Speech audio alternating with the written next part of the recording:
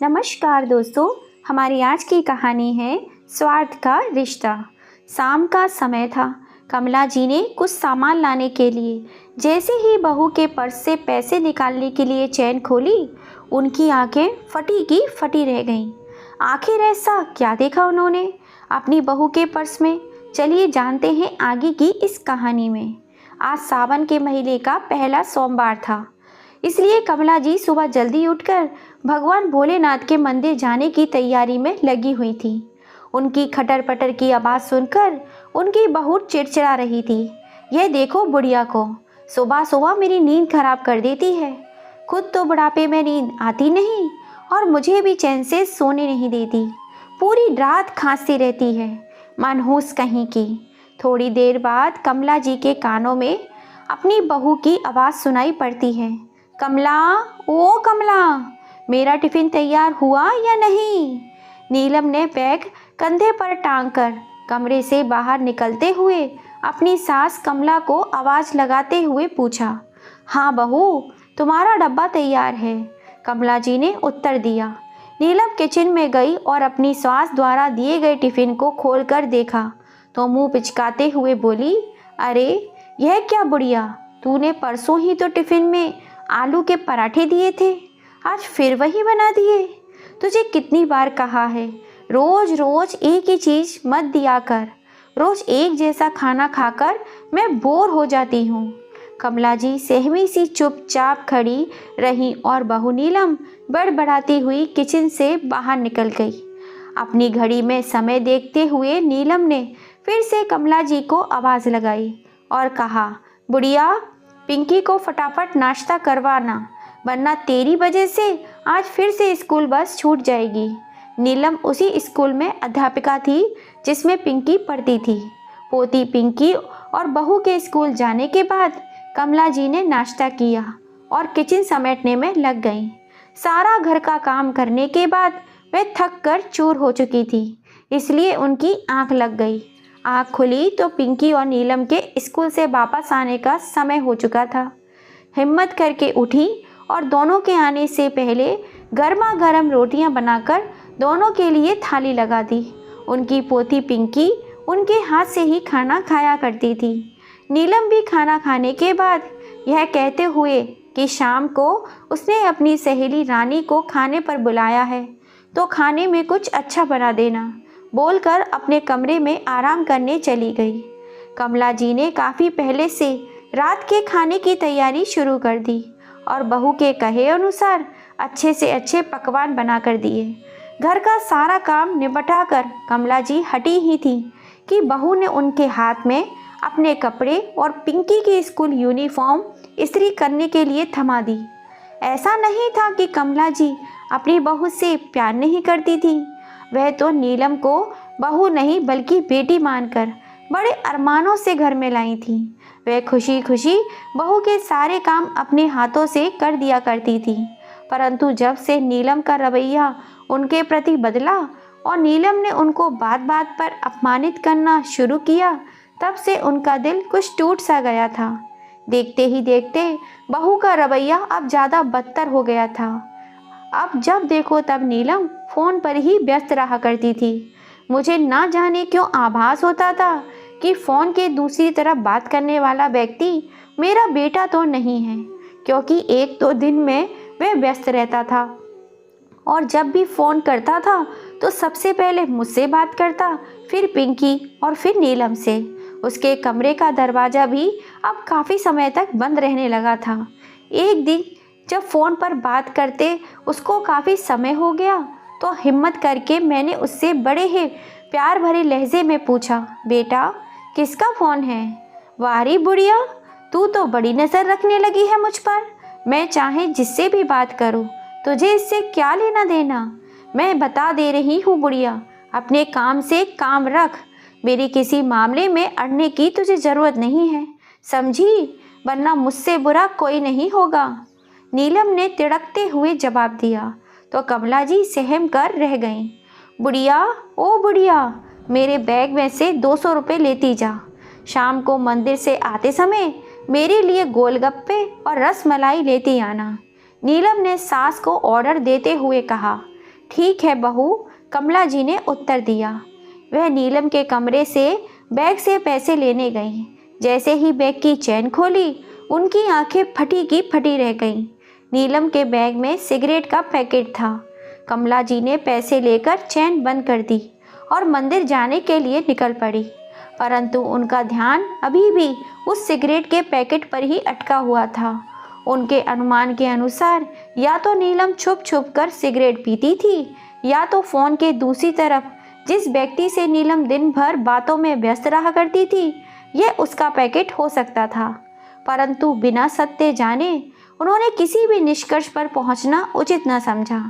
लेकिन जब वह बहू पर थोड़ी नज़र रखने लगी थी, अगले ही दिन जब बहू फोन पर बातें करते करते छत पर चली गई, तो कमला जी पिंकी को सुलाकर कुछ समय बाद छत की सीढ़ियों पर नीलम की बातें सुनने के लिए चुपचाप खड़ी हो गईं। यार राहुल, तुम भी कमाल करते हो। अच्छा, ये सब बातें छोड़ो, यह बताओ फ्राइडे को स्कूल के बाद कहाँ घुमाने ले जा रहे हो? वाओ, लेक्यू गार्डन, वह तो मेरी फेवरेट जगह है। बहू के मुंह से किसी अनजान व्यक्ति का नाम सुन कमला जी जैसे अपनी जगह खड़ी हुई एक पत्थर की तरह जम गईं। उनके पैरों तले जमीन खिसक गई हो। जिसकी शंका थी, आखिर वही हुआ। नीलम उनके बेटे को ना जाने कब से धोखा दे रही थी। सीढ़ियों पर खड़े अचानक कमला जी का सर चकराने लगा और सीढ़ियों पर रखा गमला उनके पैरों से टकराकर नीचे गिर गया। कमला जी डर गई और जल्दी जल्दी सीढ़ियों से उतरने लगी, परंतु नीलम ने उनको नीचे जाते हुए देख लिया था। नीलम फ़ोन बंद करके तुरंत नीचे आई। उसके चेहरे का रंग कुछ सफ़ेद सा पड़ गया था, परंतु उसने अपने चेहरे का रंग छुपाते हुए तड़कते लहजे में सांस की चोटी कसकर पकड़ते हुए पूछा, क्यों री बुढ़िया, तू मेरी जासूसी करेगी? अब बोल, तू इस समय छत पर क्या करने गई थी और तूने क्या क्या सुना? बोल जल्दी बुढ़िया, नहीं तो। नहीं नहीं बहू, मैंने कुछ नहीं सुना, मुझे छोड़ दो। बहू, मैं सच कहती हूँ, मैंने कुछ नहीं सुना। बुढ़िया, अगर तूने किसी को कुछ भी बताया ना, तो तेरे टुकड़े टुकड़े करके कुत्तों को खिला दूंगी, समझी? नीलम सांस को डांटते हुए अपने कमरे में आई और तुरंत राहुल को फ़ोन लगाया। राहुल यार, आज तो बहुत बड़ी गड़बड़ हो गई। मेरी बूढ़ी सास ने छुपकर हमारी बातें सुन ली हैं। ओहो काजल, यह तो अनर्थ हो गया। अगर उसने अपने बेटे को यह सब बात बता दी तो तुम्हारा पति तो हमें सूली पर ही टांग देगा। राहुल ने घबराहट में कहा। अब क्या करें राहुल, प्लीज़ कुछ बताओ ना तुम। नीलम ने भी घबराते हुए पूछा। इसका एक ही रास्ता है नीलम, इससे पहले यह अपने बेटे को कुछ भी बताए, क्यों ना हम इसे रास्ते से हटा देते हैं। क्या मतलब है तुम्हारा? राहुल, मैं समझी नहीं। अरे मेरा मतलब है कि टपका डालते हैं बुढ़िया को। बोलो, क्या कहती हो तुम? क्या ये संभव है? नीलम ने पूछा। हाँ हाँ, क्यों नहीं। अरे बूढ़ी हड्डी है, गले पर हाथ रखो तो मर जाए। वैसे भी अब बूढ़ी हड्डी के दिन ही कितने बचे हैं, मर भी गई तो कौन सी आफत आ जाएगी। लेकिन राहुल, हम बुढ़िया को घर में मारने का रिस्क नहीं ले सकते। कुछ ऐसा उपाय सोचो कि सांप भी मर जाए और लाठी भी ना टूटे। नीलम ने राहुल से पूछा। अरे नीलम, तुम चिंता मत करो, इसका भी उपाय है मेरे पास। वह सब हम कल मिलकर स्कूल में डिस्कस करते हैं। राहुल ने नीलम को समझाते हुए उत्तर दिया। उधर दूसरी तरफ कमला जी को अब नींद कहाँ आने वाली थी। सारी रात उन्हें अपने बेटे और पोती की और अपने कुल की चिंता सता रही थी। कमला जी का दिन इसी सकाम कसमाकस में निकल गया कि कैसे अपने कुल की रक्षा की जाए। अब शाम होने को आई थी। कमला जी प्रतिदिन की तरह शाम को मंदिर जाने के लिए निकल पड़ी। दूसरी तरफ राहुल और नीलम कमला जी के मर्डर की सारी प्लानिंग कर चुके थे। उन्हें तो बस कमला जी का मंदिर से घर वापस लौटकर आने का इंतज़ार था। कमला जी रोज की तरह मंदिर में भजन कीर्तन करके अपने घर की तरफ चल दी। अचानक उन्हें अपने पीछे किसी के कदमों की आहट सुनाई दी। पीछे मुड़कर देखा तो कोई नहीं था। कमला जी इसे अपने मन की शंका समझकर फिर से चल दी। अचानक उनकी आंखों के आगे अंधेरा छा गया। जब उनकी हल्की फुल्की आंखें खुली तो उन्होंने खुद को एक गाड़ी में पाया जो हाई स्पीड पर दौड़े चली जा रही थी। वह अपनी होश हवास में तो नहीं थी, परंतु उन्हें अपने कानों में किसी के बात करने की धीमी धीमी आवाज़ें सुनाई दे रही थीं। यार राहुल, यह बुढ़िया मर तो जाएगी ना? नीलम ने घबराते हुए राहुल से पूछा। अरे बुढ़ी हड्डी है, ऊपर से तैरना भी नहीं आता, बचने का तो सवाल ही पैदा नहीं होता। राहुल ने चहकते हुए तेज रफ्तार से चल रही गाड़ी को ब्रेक लगाए। नीलम और राहुल दोनों गाड़ी से बाहर उतरे और इधर उधर देखकर जायजा करने लगे। कमला जी अधमरी स्थिति में थी। इससे पहले वे पूरी तरह होश में आती, दोनों ने उनके हाथ पांव पकड़कर यमुना नदी के पुल से धक्का दे डाला। नीलम और राहुल दोनों पहले ही डरे हुए थे। इससे पहले उन्हें वहाँ कोई देखता, तेज रफ्तार गाड़ी भगाकर वहाँ से भाग निकले। इधर कमला जी को पानी में गिरते ही जैसे ही होश आया, वह झटपटाकर अपने हाथ पैर मारने लगी, परंतु उनके मुंह से अभी भी कुछ नहीं निकल पा रहा था। वहीं तट पर बैठे एक लड़के ने जब देखा सामने कोई डूब रहा है, तो तुरंत पानी में डुबकी लगा कमला जी को बचाकर किनारे पर ले आया। कमला जी अधमरी हालत में थी, उनके पेट में पानी भर चुका था। अशोक ने उनका पेट दबाकर पानी निकाला, उनके हाथ पैर सहलाए, तब जाकर उनको थोड़ा होश आया, परंतु वह बहुत ज़्यादा डरी हुई थी और दहाड़े मार मार कर रोए जा रही थी। उनकी हालत किसी पागल इंसान के जैसी हो गई थी। होठ नीले पड़ चुके थे।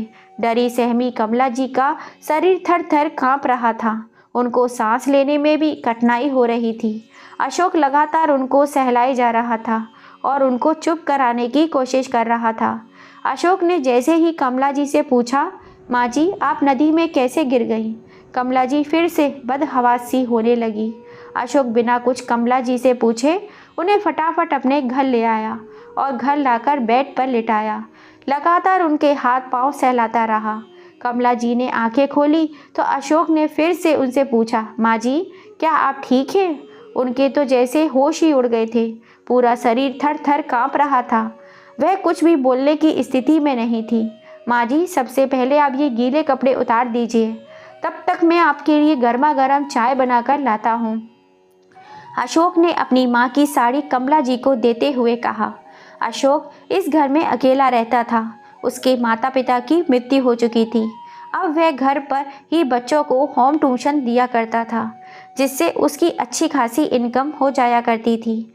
वह संध्या के समय यमुना नदी के तट पर समय बिताया करता था, या खाली समय में वह कॉमेडी मूवी देखा करता था। कॉमेडी फिल्मों का बड़ा ही शौकीन था। आज भी वह बच्चों को ट्यूशन देकर और अपने लिए खाना बनाकर रोज की तरह तट पर ठंडी हवाओं का आनंद ले रहा था।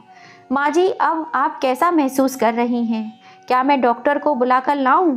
अशोक ने कमला जी को चाय का कप पकड़ाते हुए कहा।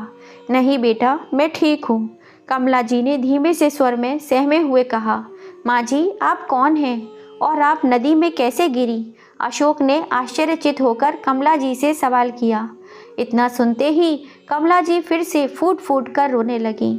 अभी डरी सहमी हुई थी। अशोक ने उन्हें सांत्वना दी और चुप कराया।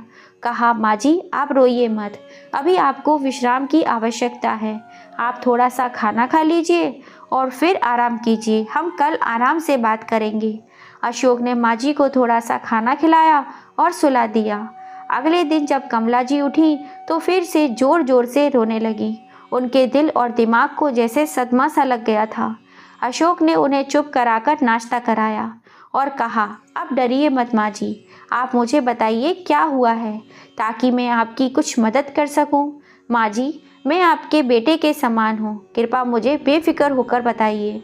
अशोक ने कमला जी को चुप कराते हुए फिर से कहा, बेटा मेरा नाम कमला देवी है, मैं पास के ही गांव रामपुर में रहने वाली हूँ। मेरे पिताजी विकास चौधरी पुलिस इंस्पेक्टर थे। मैं अपने माता पिता की इकलौती बेटी थी और साथ में उन दोनों की लाडली भी। दोनों माता पिता मुझे जी जान से प्यार करते थे। मेरी छोटी से छोटी इच्छा उनके लिए बहुत मायने रखती थी। पिताजी के शहीद हो जाने के बाद मेरी माताजी बसंती देवी ने मेरा विवाह पिताजी के एक दोस्त इंस्पेक्टर श्यामलाल जी के बेटे जगदीश से कर दिया। जगदीश जी बैंक में प्राइवेट जॉब करते थे। वे बड़े सज्जन और निर्मल स्वभाव के व्यक्ति थे। सभी लोग उनका बड़ा ही आदर सम्मान किया करते थे। पूरे 2 साल के बाद मेरे आंगन में एक नन्हा सा फूल खिला, मेरा प्यारा बेटा संजय। अब हम सब बहुत खुश थे, परंतु मेरे सास और ससुर की चारों धाम की यात्रा पर जाते समय कार दुर्घटना में मृत्यु के पश्चात से मेरे पति अत्यंत ही दुखी और उदास रहने लगे थे। फिर जाने कब कौन सी मनुष्य घड़ी में उन्हें शराब की लत लग गई। फिर शराब के नशे में धुत प्रतिदिन घर आना, मुझे गालियां देना उनके लिए सामान्य बात हो गई थी। गालियां तो गालियां, अब तो उन्होंने मुझे मारपीट करना भी शुरू कर दिया था। जगदीश जी की नौकरी छूटने के बाद जैसे तैसे थोड़े से पैसे जमा करके मैंने अचार बनाने का सामान खरीदा और अचार बेचना शुरू किया। मैं दिन रात मेहनत करती, अचार बेचकर जो पैसे आते उन्हीं से घर खर्च चलाती और अपने बेटे के स्कूल की फीस भरती। शराब की लत ने जगदीश जी को ऐसा बना दिया था जैसे वे कभी नहीं थे। अचार बेचकर कमाए हुए पैसे भी बहुत बार मुझसे छीन कर ले जाया करते थे, इसलिए मुझे पैसे छिपा छिपा कर रखने पड़ते थे। मेरा बेटा संजय उस समय 10 वर्ष का था। वह बचपन से ही बड़ा ही बुद्धिमान और संवेदनशील था, मुझसे बड़ा ही प्रेम करता था। जब जगदीश भी मुझ पर हाथ उठाते थे तो वह अपने पिता पर विरोध करता और मेरे सामने अड़कर खड़ा हो जाता। मेरे हिस्से की मार भी खुद खा लेता था। वह अपने पिताजी को समझाता भी था। जगदीश जी की तबीयत अब दिन प्रतिदिन बिगड़ने लगी थी। उनकी बीमारी ने उन्हें घेर लिया था। टीबी के साथ साथ उनके लीवर भी खराब का बुरा असर होने लगा था। लीवर खराब होने के कारण एक दिन वे इस दुनिया को अलविदा कहकर चले गए। उनकी मौत का बहुत सदमा हुआ। मैं जैसे टूट सी गई थी। पति आखिर पति ही होता है। उनका सहारा, उनका नाम ही मेरे लिए काफ़ी था। मानती हूँ उनके जीवित रहने पर उनकी वजह से मैंने अनेक कठिनाइयों का सामना किया, परंतु उनके जाने के बाद भी कौन सी कम मुश्किलें आईं। एक अकेली औरत के लिए अपने बच्चे को पालना अत्यधिक कठिन होता है। तब मैंने और ज़्यादा मेहनत की, क्योंकि मुझ पर मेरे बच्चे की जिम्मेदारी थी। उसे पढ़ा लिखा कर काबिल बनाना था। उसको उच्च शिक्षा दिलवाने के लिए मुझे और अधिक पैसों की आवश्यकता थी। इसलिए मैंने अपना अचार का काम धीरे धीरे बढ़ाना शुरू किया और देखते ही देखते मेरा काम दिन दोगुनी रात चौगुनी तरक्की करने लगा। पैसे जमा करके बड़ी मुश्किलों से मैंने अपने बेटे को पूना पढ़ने के लिए भेजा, जहां उसने अपनी आगे की पढ़ाई पूरी की। मैंने और मेरे बेटे ने जो मेहनत की थी, भगवान ने अब उसका फल हमें दे दिया था। पढ़ाई पूरी होने के पश्चात बॉम्बे में एक अच्छी सी कंपनी में उसकी एक बहुत अच्छी नौकरी लग गई। अब मेरे बेटे ने मुझसे कहा, माँ, आपने अपना सारा जीवन कठिनाइयों में बिताया है। अब भगवान की दया से मेरी अच्छी नौकरी लग गई है। अब आप ये अचार का काम छोड़ दीजिए। अब आप घर पर रहिए। वैसे भी इस उम्र में अब आपको आराम की ज़रूरत है। बेटी की बात मानकर मैंने भी काम करना छोड़ दिया और अब घर पर ही समय व्यतीत करने लगी थी। परंतु अकेले होने के कारण मेरा घर में मन नहीं लगता था। कभी जगदीश जी की याद मुझे घेर लेती तो कभी संजय की।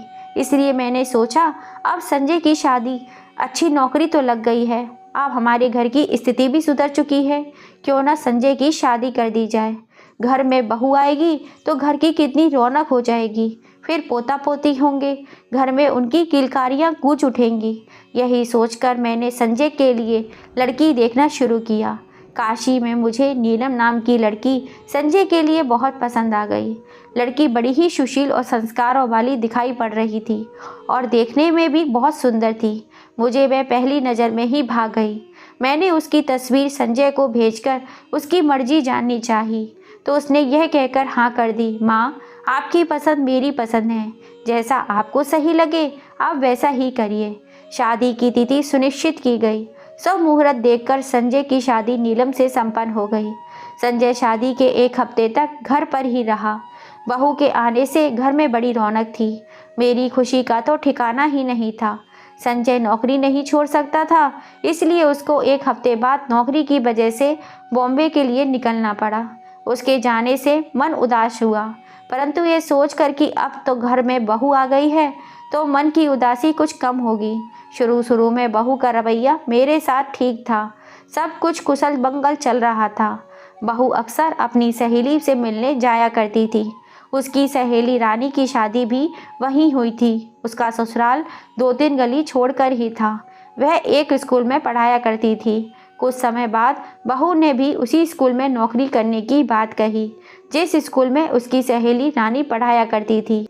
मैं और संजय तो नहीं चाहते थे कि बहू नौकरी करे, क्योंकि अब भगवान की दया से हमारे पास सब कुछ था।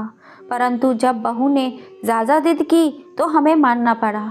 मैंने भी यही सोचा कि मैं तो अब बूढ़ी हो चली हूँ, मैंने तो अपना जीवन जी लिया है, अब मुझे बच्चों को भी उनके अनुसार उनका जीवन व्यतीत करना चाहिए। परंतु उसके कुछ समय पश्चात ही बहू का रवैया मेरे प्रति बदलने लगा था। ना वह मेरे पास बैठती थी, ना मुझसे बातें करती थी, और स्कूल से आने के बाद घंटों घंटों फ़ोन पर ही व्यस्त रहा करती थी। जब मैं पूछती तो कभी कहती माँ का फ़ोन है, तो कभी कहती बहन का फ़ोन है। और तो और अब उसने मेरा अपमान करना भी शुरू कर दिया था। अब उसने मुझे माँ जी की जगह मुझसे बुढ़िया कहना शुरू कर दिया। उसके कमरे का दरवाज़ा भी घंटों बंद रहा करता था। एक दिन मैं उसके कमरे में कुछ लेने गई तो मुझे उसकी अलमारी से सिगरेट का एक पैकेट मिला। वह पहले ही सिगरेट पीती थी या वह पीनी शुरू की है, मैं नहीं जानती। मेरे तो होश ही उड़ गए जब मैंने उसे किसी राहुल नाम के लड़के के साथ बात करते हुए रंगे हाथों पकड़ा। मेरा शक यकीन में बदल गया। ना जाने कब से वह हमें धोखा दे रही थी। उसने मुझे बहुत डराया धमकाया ताकि मैं चुप रहूं, परंतु वह मुझे जान से मारने का इंतज़ार कर रही थी। यह मैं नहीं जानती थी। मुझे बस इतना याद है कि मैं दर्शन करके मंदिर से वापस आ रही थी। उसके बाद मेरी आँख खुली तो मैंने कार में थी। राहुल नीलम की थोड़ी थोड़ी बातें सुनाई पड़ रही थीं, परंतु मैं बदहवाशी की हालत में थी। उसके बाद मैंने अपने आप को पानी में पाया। मुझे लगा जैसे अब मेरी मृत्यु निकट है। अगर तुम वहाँ नहीं होते, इतना कहकर कमला जी रोने लगती हैं। उसी रात नीलम और राहुल जल्दी जल्दी घर वापस आते हैं।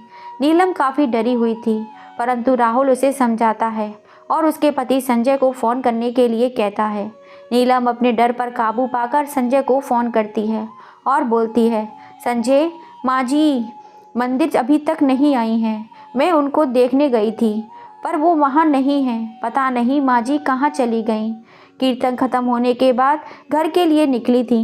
मुझे बहुत टेंशन हो रही है संजय, रात भी काफ़ी हो चली है, ना जाने माँ जी कहाँ होंगी।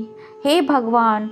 संजय नीलम की बात सुनकर चौंक जाता है और नीलम से आस पड़ोस में भी पूछने के लिए कहता है।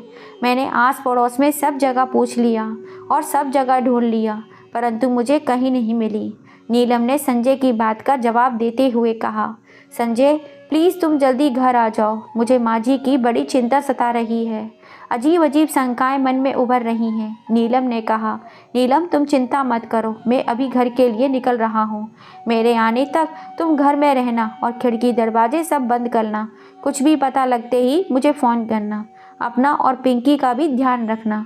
इतना बोलकर संजय ने फ़ोन रख दिया और तुरंत घर के लिए निकल पड़ा। उधर नीलम ने राहुल को भी उसके घर भेज दिया और संजय के आने का इंतज़ार करने लगी। संजय को आते आते काफ़ी रात हो चुकी थी। बॉम्बे से अहमदाबाद तक का सफ़र उसने जैसे तैसे तय किया और अपने आंसू कैसे रोके, यह सब वह और उसका भगवान ही जानता है। घर आते ही नीलम उससे लिपटकर बुरी तरह रोने लगी। संजय ने उसको चुप कराया और सबसे पहले वह पुलिस स्टेशन पहुंचा। वहां जाकर संजय ने मां के गुमशुदा होने की रिपोर्ट लिखवाई और जल्द से जल्द उन्हें ढूंढने के लिए कहा। पुलिस ने उनको माँ जी के लापता होने के पोस्टर भी जगह जगह लगाने की सलाह दी। संजय के लिए तो रात काटनी मुश्किल हो गई थी। पुलिस में रिपोर्ट लिखवाने के बावजूद भी उसे खुद अपनी माँ को ढूंढते ढूंढते रात से सुबह हो चुकी थी। उसने फ़ोन करके सारे रिश्तेदारों से कमला जी के बारे में पूछा। वह बिना नाश्ता किए भूखे पेट पुलिस स्टेशन से कुछ खबर आने का इंतज़ार कर रहा था। उधर दूसरी तरफ अशोक को माँ जी की बात पर सुनकर बड़ा अफसोस हो रहा था और साथ ही गुस्सा भी आ रहा था। अशोक ने माँ जी से कहा, माँ जी आपके साथ जो हुआ, मैं भगवान से प्रार्थना करता हूँ कि किसी माता पिता के साथ ऐसा ना हो। परंतु माँ जी आपको आवश्यक ही अपनी बहू और उस कमीने इंसान को सबक सिखाना चाहिए। लेकिन बेटा मैं बूढ़ी विधवा औरत क्या कर सकती हूँ।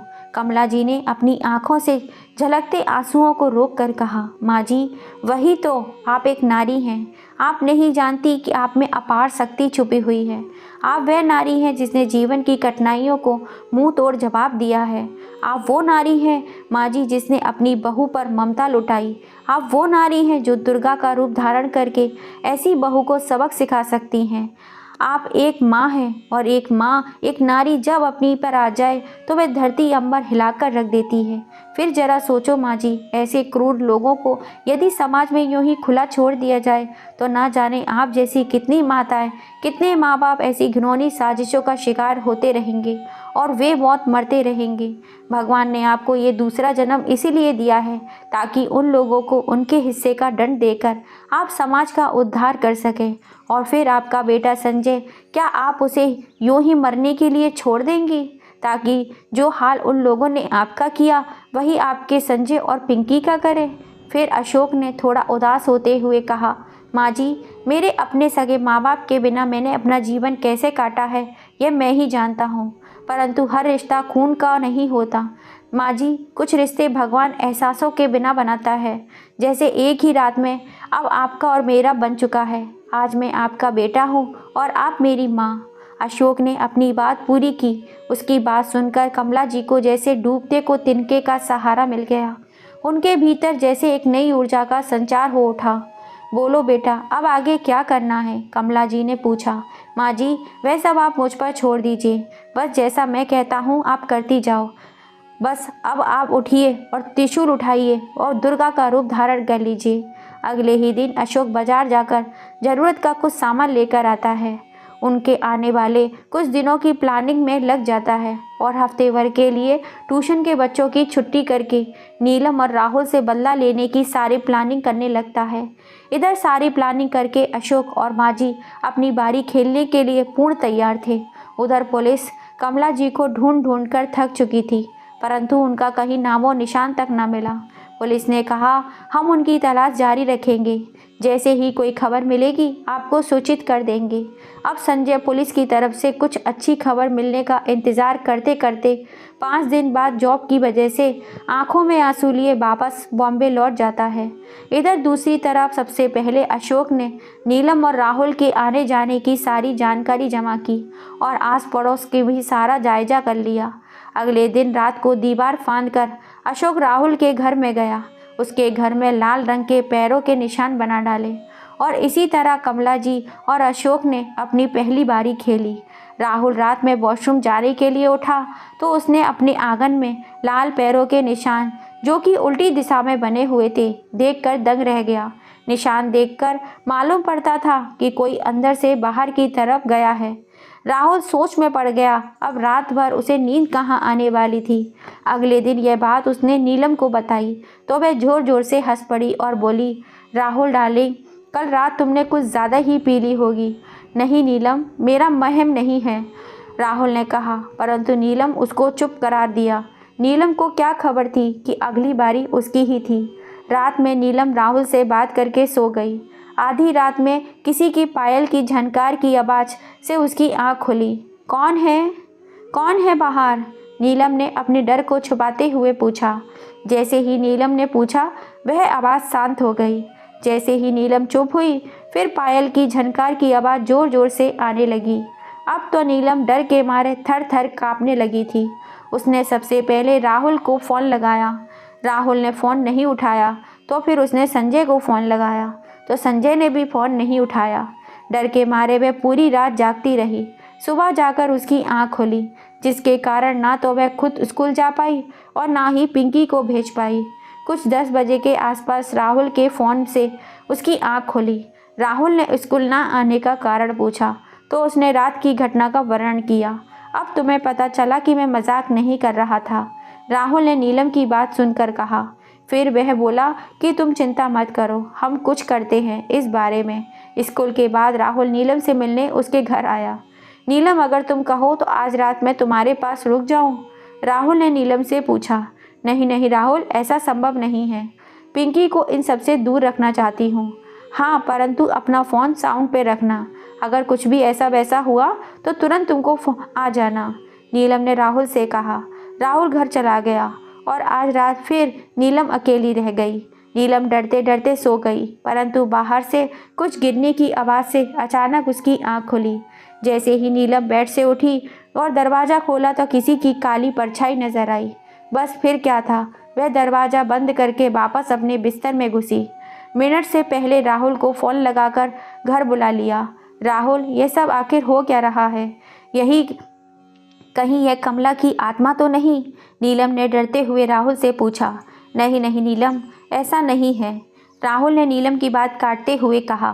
पर राहुल, जब से हमने उस बुढ़िया को मारा है तब से ही ऐसी घटनाएं घट रही हैं हमारे साथ।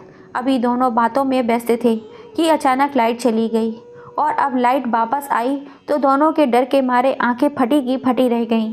सामने ड्रेसिंग टेबल के मिरर पर खून से लिखा हुआ था, तुम दोनों की मृत्यु निश्चित है। अब डर के मारे दोनों कांपने लगे थे। नीलम, हमें लगता है इस बारे में पुलिस में रिपोर्ट लिखवानी चाहिए, राहुल ने डरते हुए नीलम से कहा।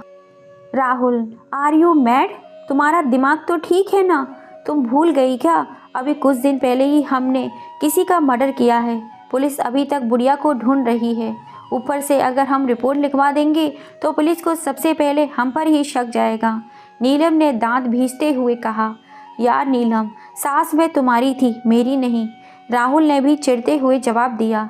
राहुल, तुम सच में डर के मारे पागल हो गए हो। अरे जब पुलिस मुझे पकड़ेगी तो दूसरा नंबर तुम्हारा ही मिलेगा ना, नीलम ने फिर कहा। अच्छा बाबा चलो, अब बहस नहीं करते। ऐसा करते हैं, कल पुजारी जी को बुलाकर हम दोनों के घर में हवन करवाते हैं, राहुल ने नीलम को तसल्ली देते हुए कहा। अगले दिन दोनों ने पंडित को बुलवाकर पहले नीलम के और फिर राहुल के घर पर हवन करवाया। पंडित जी दोनों घरों की शुद्धि करके चले गए। दोनों के मन में अब थोड़ी सी शांति थी। रात के करीब 3 बजे राहुल के कमरे की टिक टिक घड़ी करती घड़ी अचानक से नीचे गिर गई। उसकी आंख खुल गई। उसने घड़ी और उसका टूटा हुआ कांच उठाया तो कांच का एक टुकड़ा उसके हाथ में लग गया, जिससे काफ़ी खून बह रहा था। कटे हाथ के कारण वह अपने लिए टिफ़िन तैयार नहीं कर पाया, तो उसने सुबह नीलम को फ़ोन करके 2 टिफ़िन लाने के लिए कहा। नीलम ने मटर पनीर की सब्जी और रोटी बना दी, टिफ़िन तैयार कर लिया। अशोक, जो उन दोनों के फ़ोन डिटेल्स की चैट हर गतिविधि पर चील की तरह नज़र जमाए बैठा था, मौका पाकर उसने सब्जी का डिब्बा बदल डाला। नीलम ने राहुल के लिए बनाया टिफ़िन उसको दे दिया। ब्रेक में जैसे ही उसने टिफ़िन खोला, टिफ़िन देखकर उसकी आंखें 4 हो गईं। टिफ़िन में मांस का एक बड़ा सा टुकड़ा था। उसका जी मिचलाने लगा और उल्टी करने के लिए जैसे ही वह वॉशरूम की तरफ भागा, उसे रहा न गया तो उसने स्टाफ रूम में सबके सामने ही उल्टी कर दी। सब लोग उसे अजीब नज़रों से देखने लगे। पूरे स्टाफ रूम में अजीब सी दुर्गंध फैल गई। नीलम को उसने इस बात पर बहुत डांटा, क्योंकि वह प्योर शुद्ध शाकाहारी था, परंतु नीलम नहीं जानती थी कि वह मांस का टुकड़ा डिब्बे में कैसे आया। अब इन बातों से राहुल का सिर चकराने लगा था। उधर नीलम जैसे ही अपने घर पहुंची तो वह दंग रह गई। आंगन में उसकी नई साड़ी खून से लथपथ पड़ी थी। यह वही साड़ी थी जो उसकी सासू माँ ने सालगिरह पर उसको उपहार में भेंट की थी। डर के मारे उसका गला सूख रहा था, परंतु उसे समझ नहीं आ रहा था कि वह करे तो क्या करे। ना ही तो वह उस पुलिस को बता सकती थी, ना ही संजय को, क्योंकि उसको अपने पकड़े जाने का डर सता रहा था। कई दिनों तक दोनों के साथ इस तरह का अजीब अजीब घटनाएं घटती रहीं। उसी रात राहुल नीलम से बात करते करते अपने घर की छत पर जा पहुंचा। अपनी मुड़ेर के पास खड़ा वह बातों में व्यस्त था कि दूसरी साइड की मुड़ेर पर सफ़ेद उजली साड़ी पहने कमला जी मुड़ेर पर बैठी दिखाई दी। सफ़ेद उजली साड़ी, लंबे घने बाल कमर तक आ रहे थे, लंबे लंबे नाखून, मुंह से टपकता हुआ खून देखते ही राहुल की चीख निकल जाती है और उसके पांव जैसे लड़खड़ाने लगते हैं। उसकी पैंट भी गीली हो चुकी थी, यहाँ तक कि वह डर के मारे बेहोश हो जाता है। उधर कमला जी और अशोक का हंस हंस कर बुरा हाल हो जाता है और वे दोनों अपने घर चले जाते हैं। इधर राहुल को जब होश आता है तो रात के करीब 2:30 बज गए थे। वह डरते डरते अपने कमरे में आता है। फ़ोन वापस ऑन करता है तो उसमें नीलम की कई मिस कॉल होती हैं। वह फ़ोन दोबारा बंद कर देता है और उसका सिर चकराने लगता है। उसकी हालत किसी पागल के जैसे होने लगी थी। एक तो वह रात भर सो नहीं पाता, ऊपर से अब उसे हर तरफ कमला जी का एक काला साया नजर आने लगा था। उसके दिलो दिमाग पर जैसे कमला जी की तस्वीर छप चुकी थी, जो उसने छत की मुरेड़ पर देखी थी। उधर नीलम को कई बार राहुल को फ़ोन ट्राई करके सोच चुकी थी। अचानक प्यास के कारण उसकी आंख खुली तो वह किचन में पानी पीने के लिए गई। जैसे ही उसने पानी पीकर किचन की लाइट बंद की, अचानक उसे किसी की रोने की आवाज़ सुनाई दी। आवाज़ सुनकर वह डर गई और दोबारा लाइट ऑन की।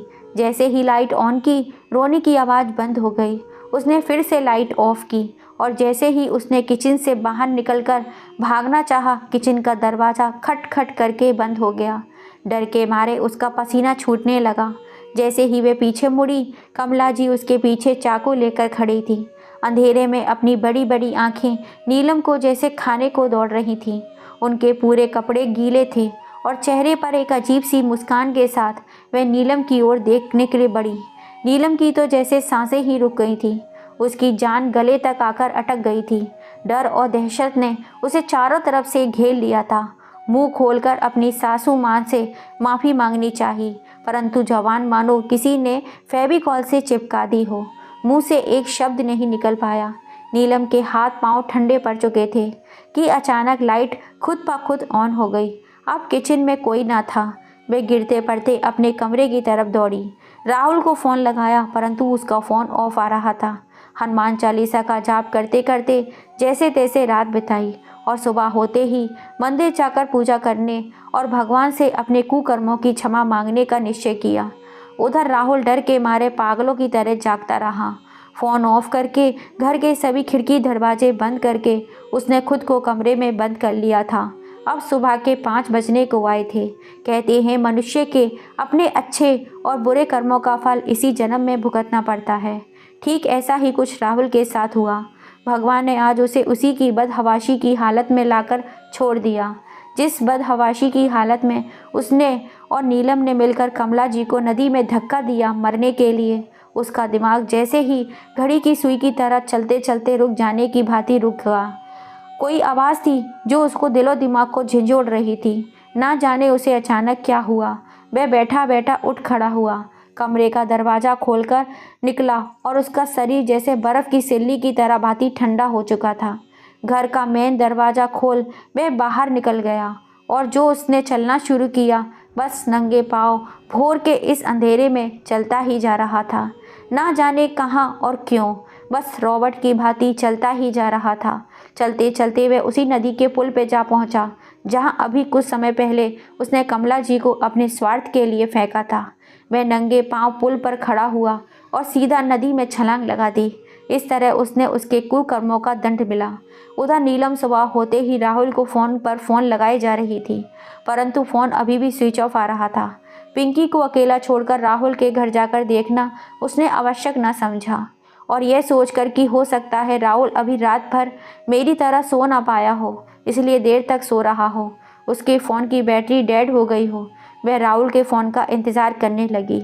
इंतज़ार करते करते अब दिन के 11 बज चुके थे। तभी अचानक फ़ोन बजता है। नीलम को लगता है राहुल का फ़ोन होगा, परंतु फ़ोन की स्क्रीन देखते ही तो पता लगता है फ़ोन तो रानी का होता है। Hello Neelam. Neelam, Rahul is dead. उसने नदी में छलांग लगाकर सुसाइड कर लिया है। इतना सुनकर फ़ोन झट से उसके हाथों से गिर जाता है। वह चिल्ला चिल्ला कर रोने लगती है, अपना सिर पीटने लगती है, परंतु यह आंसू पीड़ा के नहीं, डर के थे। डर उसके दिलो दिमाग पर सवार हो गया था। वह पागलों की तरह खुद से बातें करते हुए बोली, हे भगवान, ये क्या हो गया? यह सुसाइड नहीं, मर्डर है। आखिर कमला ने अपना बदला ले ही लिया और अब अगली बारी मेरी है। नहीं नहीं, मुझे नहीं मरना। हे माता रानी, मेरी रक्षा करो, मुझे नहीं मरना। अब मैं क्या करूं? कमला मुझे मार देगी, अब मैं क्या करूं? हे भगवान, अब मैं क्या करूं? पुलिस, हाँ पुलिस जी अब मुझे बचा सकती है। मुझे राहुल की तरह नहीं मरना। मैं पुलिस को सब कुछ सच सच बता दूंगी। बोलते बोलते उसकी जवान लड़खड़ा रही थी। वह डर के मारे नंगे पांव पुलिस स्टेशन की ओर दौड़ती चली जा रही थी। पुलिस स्टेशन पहुंचकर उसने अपना बयान दर्ज कराया, जो इस प्रकार था। मेरा नाम नीलम शर्मा है। मैं संजय कुमार शर्मा की पत्नी हूँ। मेरे सहयोगी और मैंने मिलकर 20 फरवरी की शाम लगभग 8:30 बजे अपनी सास कमला को यमुना नदी के पुल से धक्का देकर मार डाला। मैं अपना जुर्म कबूल करती हूँ। नीलम का बयान लेकर पुलिस ने तुरंत संजय को फ़ोन लगाया और जल्द से जल्द अहमदाबाद पुलिस स्टेशन आने के लिए कहा और अपनी एक टीम को नीलम के द्वारा बताए हुए लोकेशन पे कमला जी को ढूंढने के लिए लगा दिया। काफ़ी देर तक पूछताछ करने के बाद पुलिस को पता लगता है कि कमला जी जिंदा हैं और वह अशोक नाम के किसी लड़के के घर में रहती हैं। पुलिस की टीम कमला जी और अशोक को लेकर सीधा थाने आ जाती है। कुछ देर बाद संजय जैसे ही पुलिस स्टेशन पहुंचता है, सामने अपनी मां को जीवित देखकर लिपटकर बुरी तरह रोता है। परंतु अभी तक संजय नीलम के कुकर्मों से अनजान था, क्योंकि अभी तक पुलिस ने उसको कुछ नहीं बताया था। उसके चुप हो जाने के बाद जैसे ही senior police officer Jaggu Pratap उसे सब बताते हैं, संजय की आंखें दहकते अंगारे की तरह लाल हो जाती हैं। वह सीधा नीलम के पास जाता है और पुलिस कस्टडी रूम में बैठी होती है। संजय 2 जोरदार तमाचे उसके गाल पर जड़ता है, परंतु वहां पुलिस उसको कानून अपने हाथ में लेने से रोक देती है। नीलम पर अब अपडेट टू मर्डर का धारा लग चुकी है और अगले दिन सुबह उसको अहमदाबाद कोर्ट में जज के सामने पेश किया गया, जहां कमला जी और अशोक के सिवा बहुत सारे लोग मौजूद थे। एक तरफ नीलम, दूसरी तरफ कमला जी और फिर अशोक को बारी बारी कटहरे में खड़ा कर उनका बयान लिया गया। कोर्ट, पुलिस और संजय खुद अशोक को तहे दिल से धन्यवाद करते हैं। नीलम रो रो कर जज साहब, अपनी सास कमला जी और अपने पति संजय से माफ़ी मांगती है, परंतु ना ही उनको कमला जी माफ़ करती हैं और ना ही कानून, क्योंकि भारत के संविधान में ऐसे घिनौने कुकर्म की कोई माफ़ी नहीं है। इसलिए उसको आजीवन कारावास दंड दिया जाता है।